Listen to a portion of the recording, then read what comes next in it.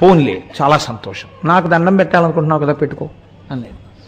అమ్మవారికి కోపం వచ్చింది, ఏమిటండి మీరు ఆ వరం ఇవ్వడం, మీకు ఒక్కడికి దండం పెడతాడా, నాకు పెట్టడా, ఎలా పెడతాడో చూస్తానంది. ఏం చేస్తావన్నాడు, కూర్చోండి వెళ్ళి చేస్తాను, ఏం చేస్తాను అంది.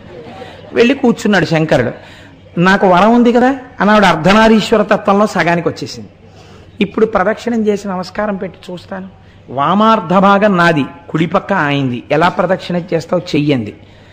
భృంగి చూశాడు, చూసి ఆయన వెంటనే ఒక తేనెటీగ అయిపోయి ఇలా తిరిగి వచ్చి శంకరుడి వెనక నుంచి ఖచ్చితంగా పార్వతీదేవి శరీరం ఎక్కడ ప్రారంభం అవుతుందో అక్కడ ఒక కన్నం పెట్టి అందులోంచి తిరిగాడు. ఆ కన్నంలోంచి ప్రదక్షిణం చేసి పార్వతీదేవిని వదిలేశాడు ఆయన. వదిలేస్తే అమ్మవారు అసలు ఎరుపు మరింత ఎరుపెక్కింది.